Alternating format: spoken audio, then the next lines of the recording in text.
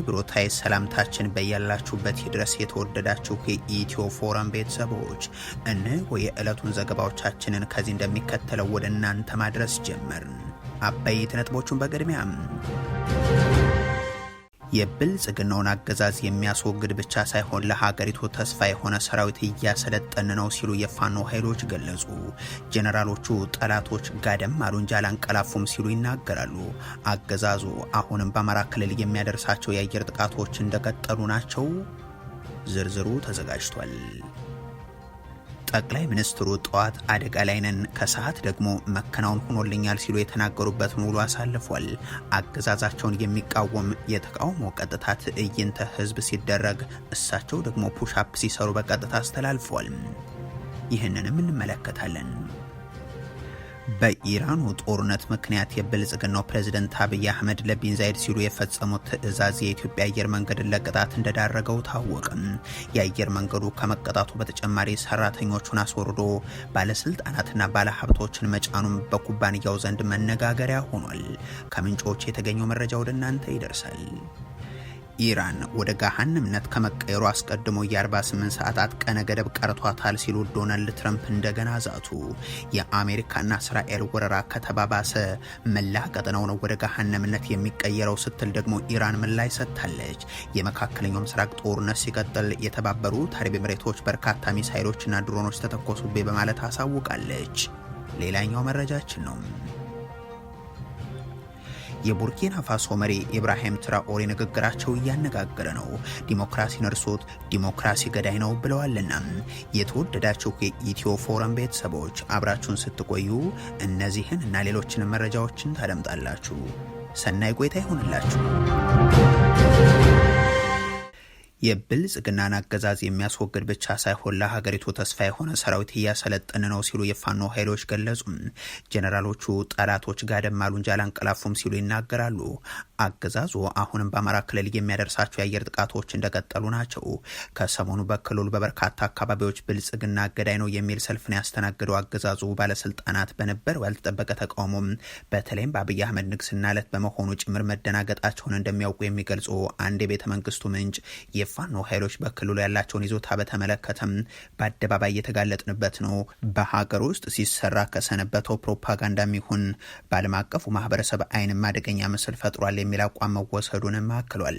ከዛ መልስ በክልሉ የተለያዩ ስፍራዎች አገዛዙ በዘፈቀደ የአየር ድብደባዎችን እንደዚሁም በአንዳንድ ስፍራዎችም የፋኖ ኃይሎች መገኛዎች ናቸው በሚል ዘመቻዎችን እያደረገ መሆኑ ታውቋል። ከትናንት በስቲያ በጃዊ ፊልፊል በተሰኘ አካባቢ የተፈጸመው የጀት ድብደባን በተመለከተ መዘገባችን የሚታወስ ነው። ይህንን አጠናክሮ የቀጠለው ብልጽግና በዚሁ ቀጠና እንደ ጓጉሳ ማርያም፣ አሞራ አንገትና ሌሎችም ስፍራዎች ላይ በመንደሮች አካባቢ ተከታታይ የሮኬት ቦምብ ድብደባዎችን መፈጸሙ ተሰምቷል። የደረሰው ሰብአዊ ጉዳት ግን በውል አልታወቀም። በክልሉ በርካታ ጄኔራሎች ስምሪት ተሰጥቷቸው ከወጣቶቹ ጋር ሰራዊቱን እያጋደሉም ቀጥሏል። በሰሜን ወሎ ዞን አካባቢዎች ብቻ የ13ኛ እዝ አዛዡ ሜጀር ጄኔራል ተስፋ ያያሌው፣ የ11ኛ እዝ አዛዡ ሜጀር ጄኔራል አድማሱ አለሙ፣ የሰሜን ምስራቅ እዝ አዛዡ ሜጀር ጄኔራል አሰፋ ቸኮል፣ ሌሎች በርካታ የክፍለ ጦር አዛዥ ጄኔራሎችን ጨምረው በማሰባሰብ በእግረኛና ሜካናይዝድ እያዋጉ የቀጠሉበት ሁነትም አንዱ የክልሉ ቀውስ ማሳያ ነው። ጄኔራል አሰፋ ቸኮል የዘመቻቸውን አስቸጋሪነት ከጥቂት ወራት በፊት ሲገልጹት እንዴት ይህን ሁሉ ጥምር ኃይል አሰማርተን ማሸነፍ አቃተን በማለት ነበርም። አድማ ብተናል፣ ፖሊስ አለ፣ መከላከያ አለ፣ ሰላም አስከባሪ አለ። ይህ ሁሉ ተደምረን ለምንድን ነው ጠላት ማጥፋት ያልቻል? ከዚህ ሆኖ መረጃም እሱን የሚደግፍ ድል ያመጣል፣ ውጤት ያመጣል የሚጠብቅ ካለ ይሂድ፣ እዛ ሆኖ ይዋጋ፣ ይውጣ። እንዲህ ከተባለ በኋላ ዛሬም በክልሉ ትርጉሙ ምን እንደሆነ የማይታወቅ የእርስ በርስ ጦርነት ውስጥ የሚገኙት እነዚህ ወታደራዊ አዛዦች የሀገሪቱን አምራች ኃይል ጠላት እያሉም ቀጥሏል። ከአንድ ዓመት በፊት በሁለት ወራት ውስጥ ሸኔም ፋኖም ይጠፋሉ ብለው ተናግረው የነበሩት ጄኔራል አድማሱ አለሙ ደግሞ ትናንት ጠላት ጋደም አለ እንጂ አላንቀላፋም የሚል ንግግር አድርገዋል። ጀነራል አሰፋ ቸኮል በበኩላቸው ኢትዮጵያን ለማፍረስ በትኩረት እየተሰራ ነው ሲሉ አንስተው አሁንም ወጣቱ ይዋጋላቸው ዘንድ ጠይቀዋል። እነዚህ ወታደራዊ አዛዦች ኢትዮጵያውያንና ኢትዮጵያን እያፈረሰ ላለ አገዛዝ በተለያየ ምክንያት እያገለገሉ ለዘመናት ያካበቱትን ወታደራዊ ልምድ የኢትዮጵያ ተስፈኛ ታዳጊዎችና ወጣቶችን ለማጫረስ እየተጠቀሙበትም ናቸው። በመከላከያ ሰራዊት ላይ የተፈጸሙ ያለፉት 2 ቀናት ድንገተኛ ጥቃቶች ምክንያት የተነጠቁ ነፍሶች ግን በሪፖርታቸው ላይ ያሉ አይመስልም። ታች ጋይንት፣ ስማዳ፣ ሞጣ፣ ቆላድባ አካባቢ የተፈጸሙ የደፈጣ ጥቃቶች የዚህ ቀዳሚ ማሳያ ናቸው። ደቡብ ወሎ መካነ ሰላም፣ አልብኮና ወረኢሉ የተለያዩ ስፍራዎች በባህር ዳርና ጎንደር ከተሞች ጥቂት ኪሎ ሜትሮች ርቀት ባሉት እንደ ጭንታና ባተንሳ ባሉ ስፍራዎች ትናንት የነበሩ የተኩስ ልውውጦችም እንደዚሁ ወደ ፋኖ ኃይሎች መገኛዎች በሚል ዘመቻዎችን ተከትሎም በክልሉ በርካታ ቦታዎች ላይ ውጊያዎች ተመዝግቧል። የፋኖ ኃይሎች ከነዚህ ውጊያ ክስተቶች ጎን ለጎን የሰራዊት ዝግጅት ላይ ስለመሆናቸው ይገልጻሉ።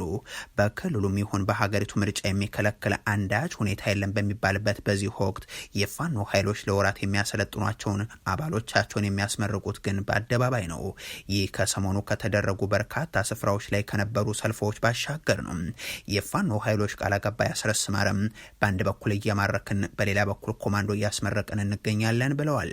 ነባሩ የኢትዮጵያ መከላከያ ሰራዊት የአገዛዙ የቀውስ ፕሮጀክት አስፈጻሚ በመሆኑ ምክንያት ፖለቲካዊ ዓላማውን ከማጣቱ በተጨማሪም የቴክኖሎጂ ጥገና የሆነ ጸረ ህዝብ ሰራዊት ሆኗል የሚሉት አመራሩ እያሰለጠኑት ያሉትን ኃይላቸውን ይህንን የመንግስት ሰራዊት የሚያሸንፍ ብቻ ሳይሆን ለመላው ኢትዮጵያን ሁሉ ተስፋ የሆነ ኃይል ነው በማለትም ያክላሉ። ከጥቂት ሳምንታት በፊት ከተመረቁ የታጣቂ ኃይሉ ኮማንዶዎች ባሻገር አሁንም ለ7 ወራት የሰለጠኑ ኮማንዶዎቻችንን አስመረቅን ሲሉ በማከል ጠቅላይ ሚኒስትሩ ጠዋት አደጋ ላይ ነን ከሰዓት ደግሞ መከናወን ሆኖልኛል ሲሉ የተናገሩበት ውሎን አሳልፏል። አገዛዛቸውን የሚቃወም የተቃውሞ የቀጥታ ትዕይንተ ህዝብ ሲደረግ እሳቸውም ፑሽአፕ ሲሰሩ በቀጥታ አስተላልፏል። የብልጽግናው ፕሬዝዳንት ስርዓታቸው ሰላማዊ የፖለቲካ ተቃውሞና በዚሁ መንገድ የሚታገሏቸውን ፖለቲከኞችን ሲያስሩና ሲያሳድዱ ነው የሚታወቁት። ዲያስፖራው አስከሬኑ ማይምጣብን የሚሉ አማካሪ ያላቸው አብይ አህመድ እንደ አቶ ልደቱ ያሉ ፖለቲከኞችን ወደ ሀገራቸው እንዳይገቡ በመከልከል በጦር መሳሪያ ሳይሆን በሀሳብ የሚታገሏቸውን አካላትን አብዝተው እንደሚሰጉ ማሳየታቸውም የሚታወስ ነው። የሰላማዊ የፖለቲካ እንቅስቃሴዎችን የሚፈራው ብልጽግና ከዚህ በፊት ቢያንስ በኢንተርኔት የተደረገበትን የትዕይንተ ህዝብ መርሃ ግብር በፓርላማ ጭምር ሲያወግዝ መደመጡም አይዘነጋም። የሆኖ ሆኖ አሁንም ተመሳሳይ የሳተላይትና በማህበራዊ ሚዲያዎች ላይ የተላለፈ የአብይ አህመድን አገዛዝ የሚቃወም ጦርነት ያበቃ ሰላም የሚሰፍን የሽግግር ሂደትም ይኖር ዘንድ የሚጠይቅ ትዕይንተ ህዝብ ተከናውኗል። በዚህም የተለያዩ እንግዶች ተገኝተው መልእክቶችን አስተላልፏል። አማራን ደመኛ፣ ትግራይን እስረኛ፣ ኦሮሞን ተስፈኛ አድርጎ እርስ በርሳቸው እንዳይገናኙ ትግራይን በሁለመናው ከፌደራል የሚያገኘውን መንገድ ብቻ ሳይሆን እንደ ህዝብ እስረኛ አድርጎ የኦሮሞን ህዝብ ደግሞ በተለያየ መንገድ እየቀረቀረ ነገር ግን ተቃውሞ ሲበረታበት ኦሮሞ የተለየ መንግስት ያለው ይመስል መንግስት ተነካ ብሎ በሌሎች ወንድሞቹ በሌሎች ህዝቦች የሚደርሰውን ግፍ በናም ግፍ የሚታገሉትን በሱ ላይ እንደመጣ አድርጎ ለማነሳሳት ጥረት ያደርጋል። ሌላው የኢትዮጵያ ህዝብ ደግሞ በአማራም በትግራይም በኦሮሞ የሚደርሰው ግፍ የሱ መስሎ እንዳይታየው በማድረግ የኢትዮጵያን ህዝብ በመከፋፈል በጥርጣሬ እንዲታይ በማድረግ የስልጣን ዕድሜውን ለማራዘም እየተራራረ ይገኛል። ከዚህ ትዕይንተ ህዝብ አስተባባሪዎች መካከል አንዱ የሆኑት አቶ ልደቱ አያሌው በአመዛኙ ስኬታማ ትዕይንተ ህዝብ መደረጉን አንስተው ማህበረሰቡ ያለበት ችግርና ሮሮ ደረጃም አስደንጋጭ መሆኑን የተረዱበት እንደሆነም አብራርቷል። ነገር ግን እንዲህ ያሉ እንቅስቃሴዎች መሬት ላይ ከቅሬታ ወርደው ወደ ትግል መሸጋገር አለባቸው ሲሉም አክለዋል። አሁን ጥያቄው ግን ከዚህ ሁሉ መከራ መገላገል የምንችለው እንዴት ነው? ይብት ጥያቄውን እያንዳንዱን ጥያቄ እያነሳን ለእያንዳንዱ ጥያቄ መልስ ለማግኘት የምንሞክር ከሆነ ትግሉ የትም አይደርስም። በቃ ይሄ መንግስት በየተራ ይጨርሳል። ይሄ መንግስት እድሜ ባገኘ ቁጥር እንደ ሀገርና እንደ ህዝብ የመኖር ህልውናችንን አደጋ ውስጥ ይከታል። ስለዚህ የሚያዋጣው ምንድነው? አንድን ጥያቄ በተናጠል አንስቶ መልስ እንዲያገኝ መሞከር አለ። ኢትዮጵያ ውስጥ የሌለ ችግር የለም። በሁሉም ችግር ነው የተጠለቀለቀ። ስለዚህ መሰረታዊ ትኩረታችን ምን መሆን አለበት? ለዚህ ሁሉ ችግር ምንጭ የሆነውን አገዛዝ እንዴት አድርገን በህዝብ ትግል እናንበርክከው? እዛ ላይ ነው መነጋገር። በዚህ ትዕይንት ህዝብ ላይ እንዲገኙ በደብዳቤ የተጋበዙት ጠቅላይ ሚኒስትር አብይ አህመድ ጠዋት የሕክምና ማዕከል ከሰዓት ደግሞ የስፖርት ማዕከል ላይ ነው የተገኙት። ጠዋት የዓለም አቀፍ ተጽዕኖችን እያጣቀሱ አደጋ እየመጣ ስለመሆኑ እያነሱ ዋናው ነገር የምንበላውን ማግኘታችን ነው ሲሉ የተሰሙት ጠቅላይ ሚኒስትሩ ከሰዓት ደግሞ መከናወን ሆኖልኛል፣ ሁሉም የተሳካ ነገር ነው የሚል ንግግር ቀይረው አቅርበውታል። ፈጣሪም በብዙ እየረዳን ነው። መከናወን ሆኖልናል፣ መከናወን ተሰጥቶናል። የነካነው የጀመርነው ሁሉ ያልቃል። በኢንተርኔት ትዕይንት ህዝብ በሚደረግበትና የቀጥታ ስርጭት በሚከናወንበት ወቅት እሳቸው በቀጥታ ስርጭት እግር ኳስ ሲጫወቱ እንደዚሁም ከወጣቶች ጋር ፑሻፕ እየሰሩ በቀጥታ ሲያስተላልፉም ተስተውለዋል። ከእንዲህ ያለው ነገር ጋር በተያያዘ በስልጣናቸው መጀመሪያ አካባቢም ጠቅላይ ሚኒስትሩ ወታደሮች ለተቃውሞ ወደ ቤተ መንግስታቸው ባቀኑበት ወቅት አብረዋቸው ፑሻፕ ከሰሩ በኋላ እንዲታሰሩና እርምጃ እንዲወሰድባቸው እንዳደረጉ የሚታወስ ነው። የብልጽግናው ፕሬዚደንት በትናንት ውሏቸውም ወጣቶችን ከዩኒቨርሲቲ የከለከሉበትን እንደዚሁም ከፍተኛ የትምህርት ተቋማትን በፍጹም አልገነባም ያሉበትን ምክንያት ሲያስረዱ ከ20ና 30 ዓመታት በኋላ ስለሚሞቱ ያሉበት አጋጣሚ ደግሞ የሚጠቀስ ሆኗል። ግን ዩኒቨርሲቲ አልገነባም ብዙ ሰዎች አይገባቸውም። ዩኒቨርሲቲ ከ20-30 ዓመት በኋላ ሟች ነው። ነገ ያለው ኤርሊ ቻይልድሁድ ኤጁኬሽን ላይ በኢራን ጦርነት ምክንያት ጠቅላይ ሚኒስትር አብይ አህመድ ለቢን ዛይድ ሲሉ የፈጸሙት ትዕዛዝ የኢትዮጵያ አየር መንገድን ለቅጣት እንደዳረገው ተሰማ። አየር መንገዱ ከመቀጣቱ በተጨማሪ ሰራተኞችን አስወርዶ ባለስልጣናትና ባለሀብቶችን መጫኑን በኩባንያው ዘንድ መነጋገሪያ ሆኗል። ስመጥርና ስመገናና የሆነው የኢትዮጵያ አየር መንገድ በርስ በርስ ጦርነት ማካሄጃና ከጎረቤት ሀገራት ጋር ጸብ ማራመጃ ያደረገው የብልጽግናው መንግስት አሁን ደግሞ ለተባበሩት አረብ ኤምሬቶች ቢን ዛይድ ሲባል ለቅጣት እንደዳረገው ተሰምቷል። ኢራን ከእስራኤልና ከአሜሪካ ጋር የምታካሄደው ጦርነት ከተጀመረ በኋላ የመካከለኛው ምስራቅ ሀገራት የአየር ከለላቸውን ዝቅ ከማድረጋቸው በተጨማሪ አየር መንገዶቹን በተለይም እንደ ዱባይ ባሉ ከተሞች ላይ ማረፍ እንዳቆሙ ይታወቃል። የኢትዮጵያ አየር መንገድም ተመሳሳይ እርምጃ ወስዶም እንደ ፈረንጆቹ አቆጣጠር ከመጋቢት 2026 ጀምሮ በረራውን አቁሞት እንደነበር አሳውቋል። ይሁን እንጂ ጠቅላይ ሚኒስትር አብይ አህመድ ወዳጅ ሀገርን በችግሩ ወቅት ልንሸሸው አይገባም፣ አጋርነታችንን ለማሳየትም በረራውን መቀጠል አለብን ማለታቸውን ተከትሎ በረራው እንዲቋረጥ ከተወሰነ ከጥቂት ቀናት በኋላ አንድ አውሮፕላን ወደ ዱባይ እንዲሄድ አዘዙ የሚሉት ምንጮች የውሳኔ ከአየር መንገዱ ኃላፊዎች ተቃውሞ ቢገጥመውም ግዴታ መፈጸም ይገባቸዋል ተባልን ይላሉ። አየር መንገዱም የታዘዘውን አድርጎ አንድ አውሮፕላን ሰራተኞችን ጭምር አሳፍሮ እንዲጓዝ የተደረገ ሲሆን ይህም የአየር ክልሎች ተዘግተው በረራዎችም ቆሞ በነበረበት ወቅት የተከናወነ ነው። የበረራ ቁጥሩ ኢቲ 600 የሆነ አውሮፕላን በፈረንጆቹ መጋቢት 6 2026 ወደ ዱባይ የተጓዘ ሲሆን ይህም አየር መንገዶች በረራቸውን ካቆሙ ከ4 ቀናት በኋላ ነው ተብሏል።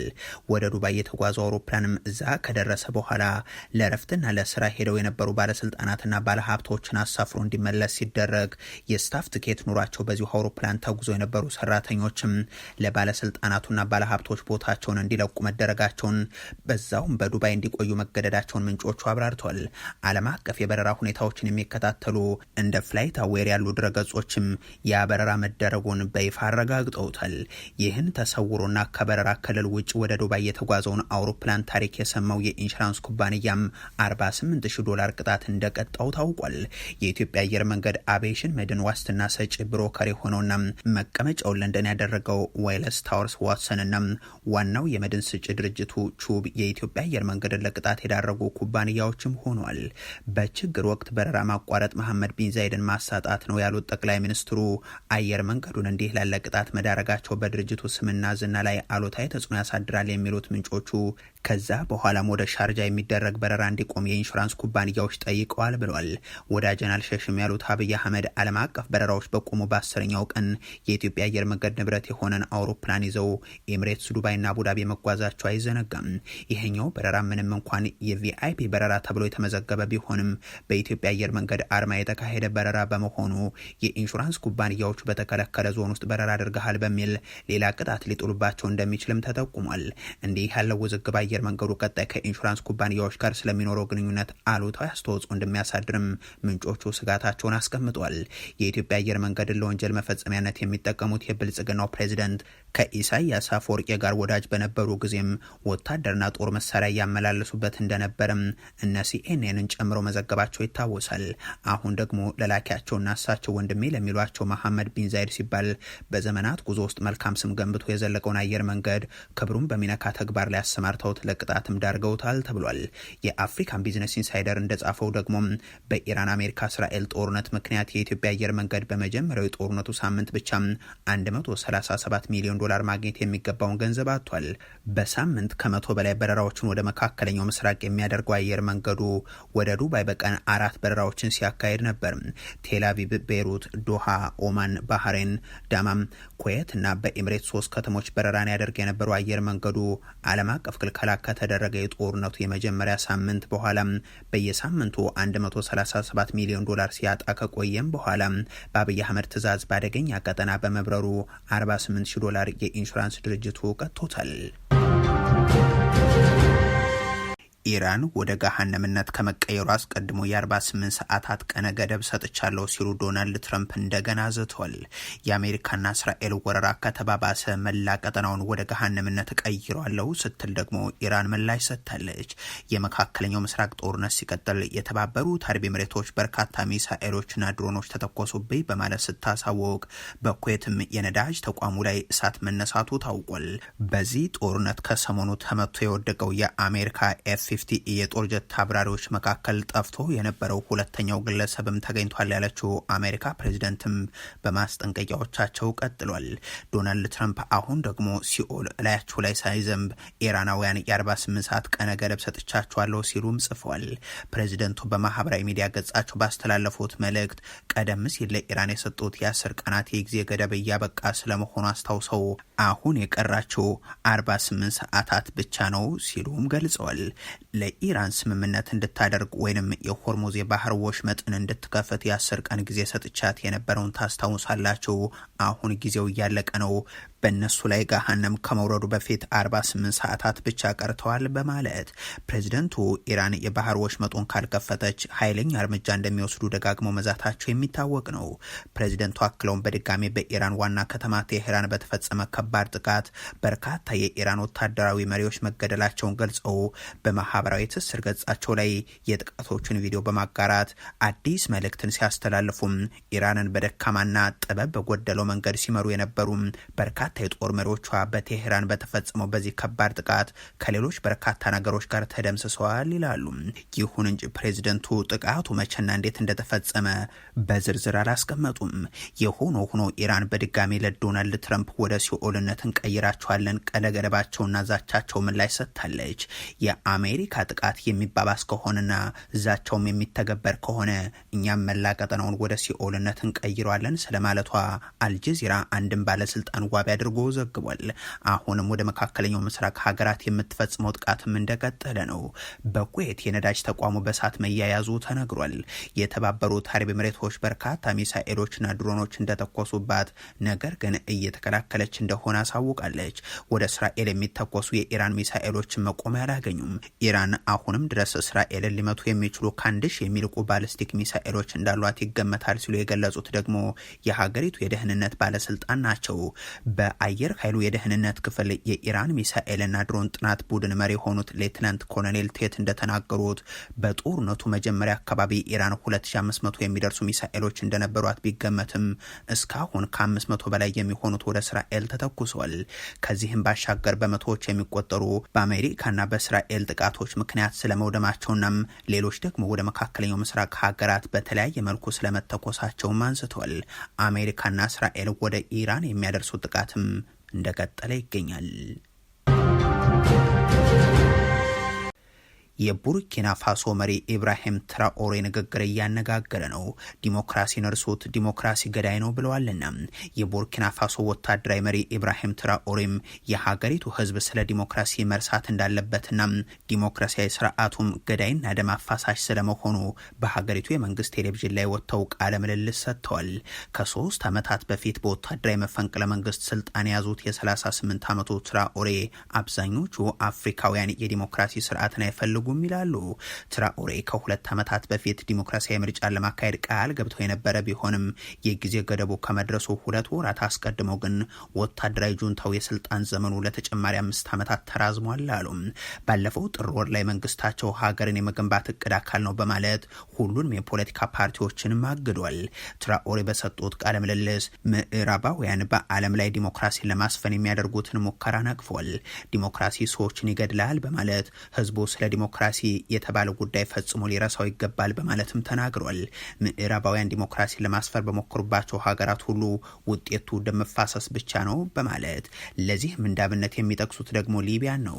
ሙአመር ጋዳፊ በነበሩበት ወቅት ህዝቡ ነጻ ትምህርት፣ ሕክምና፣ መኖሪያ ቤት ያገኝ እንደነበር አስታውሰው ምዕራባውያን ጣልቃ ገብተው ጋዳፊን ከገደሉ በኋላ ግን ሀገሪቱ ማብቂያ ወደ ሌለው ትርምስ ገብታለች ሲሉም ይገልጻሉ። ትራኦሬ የአፍሪካን ፖለቲካና ፖለቲከኞችንም አውግዘዋል። በሀገሪቱ ያለው ፖለቲከኛ ሁሉም መጥፎ ምግባሮችን የተላበሰ ነው፣ ውሸታም፣ አድርባይና ፈጮሌ፣ በለስላሳ ንግግሮች ሰዎችን የሚያታልል ነው በማለት ነው የነቀፉት። የፖለቲካ ፓርቲዎችንም ሀገር ከፋፋይና አደገኛ ናቸው የሚል እምነት እንዳላቸው አንስተዋል። የፖለቲካ ፓርቲዎች ለሀገር እድገት እንቅፋትና ከፋፋይ ስለሆኑ ለአቤቱ አይጠቅሙም ሲሉም ሀገራቸውን በተመለከተ በሰጡት ማብራሪያ ላይ ጠቁሟል። በጥቅሉ ትራኦሬ ዲሞክራሲ ለአፍሪካ የማይበጅ የምዕራባውያን መጫወቻ ነው የሚል ጽኑ አቋም እንዳላቸውና የራሳቸውን አብዮታዊ መንገድ ለመከተል መወሰናቸውን የሚያመላክት ቃለ መጠይቅም ነው ያከናወኑት። የተወደዳችሁ የኢትዮ ፎረም ቤተሰቦች ለዛሬ ያሉን መረጃዎች ይህንን ይመስሉ ነበር። አበቃን። ቸር ያሰማን።